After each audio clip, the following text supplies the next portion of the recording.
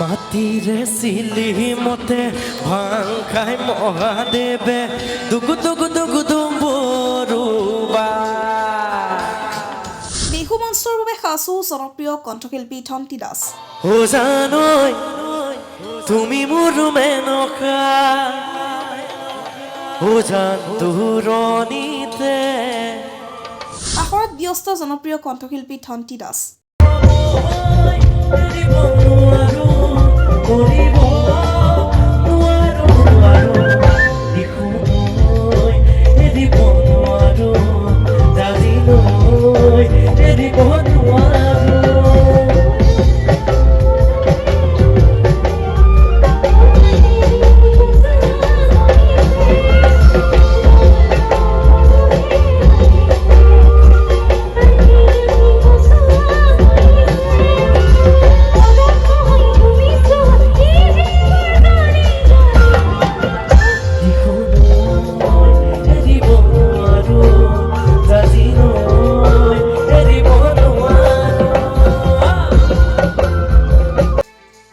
ৰূপত এমিনিয়াৰ শিৱভূপা খ্যাত শিল্পী ধন্তি দাস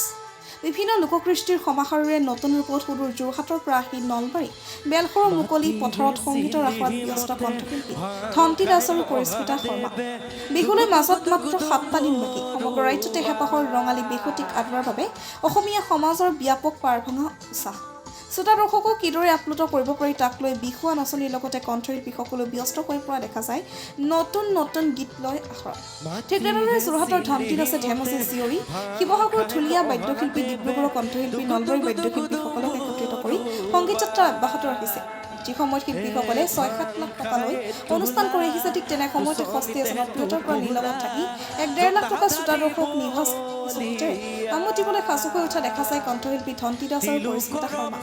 বিহু মঞ্চ জীপাল কৰি তুলিবলৈ কণ্ঠশিল্পী ধন্তি দাস আৰু পৰিস্মিতা শৰ্মাক মঞ্চত পাবলৈ 8135085121 নম্বৰ যোগাযোগ কৰিবলৈ অনুৰোধ কৰিছে।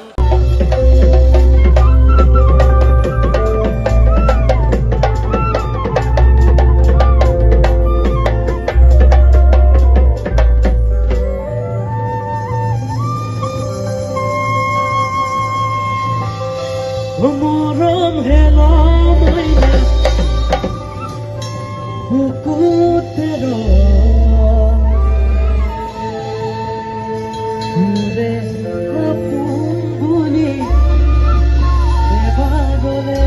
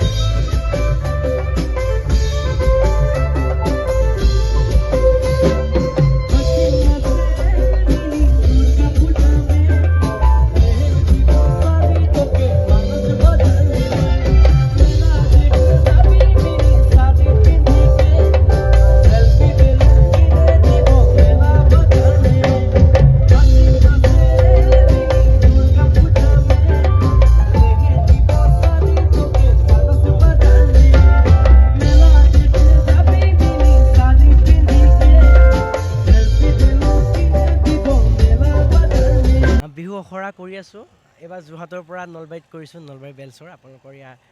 ইয়াতে আমাৰ যিহেতু আমাৰ বাদ্যযন্ত্ৰত থকা সকলো সদস্য নলবাৰী হয় চ' আমি নলবাৰীৰ পৰা এইবাৰ বিহু আৰম্ভ কৰিম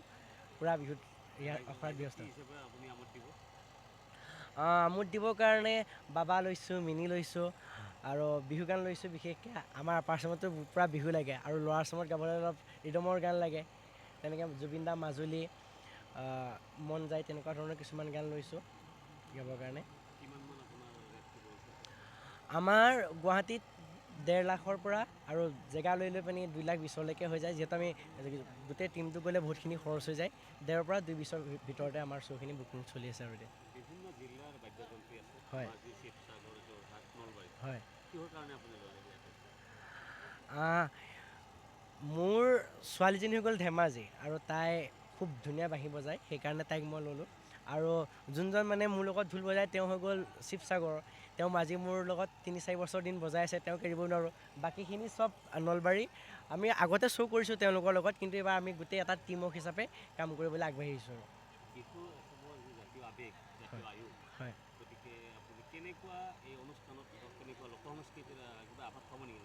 নিশ্চয় পাব মোৰ সংগীত অনুষ্ঠানত মই সকলো গীতেই গাওঁ ভক্তিমূলকৰ পৰা দেশমূলকৰ পৰা বিহু গানৰ পৰা মডাৰ্ণৰ পৰা সকলো গীতেই গাওঁ আৰু আমাৰ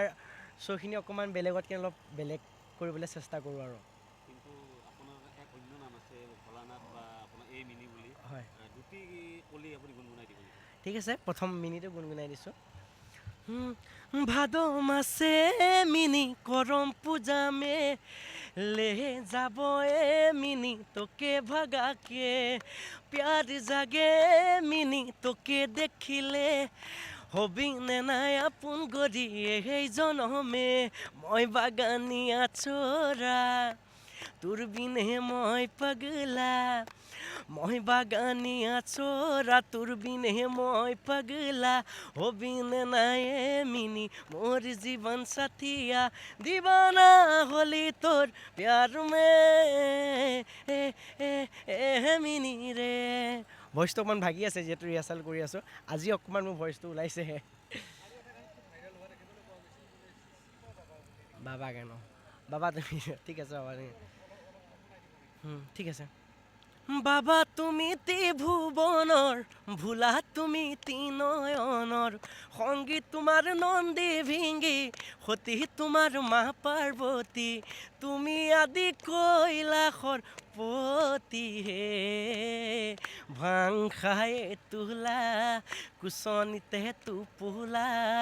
জটাধাৰী বলিয়া থেংক ইউ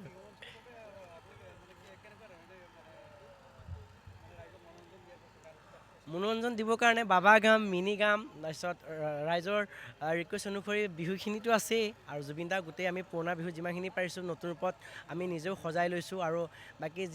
যিসকল মই যিখিনি গান শুনি ডাঙৰ হৈ আহিছোঁ বিহু গান শুনি বা ৰাইজে যিখিনি ভাল পায় সেইখিনি লৈ আমি সাজু হৈছোঁ আশা কৰিছোঁ তেওঁলোকে শুনি ভাল পাব আমাৰ শ্ব' কিমান সময়ত বুকিং হ'ল মই বিশেষ গম নাপাওঁ যোনজনে মেনেজমেণ্ট চাই তেওঁ গম পাব কিন্তু আমাৰ শ্ব' প্ৰথম গৰু বিহুৰ দিনা মঙলদৈ দৰঙৰ পৰা আমাৰ শ্ব' ষ্টাৰ্ট হ'ব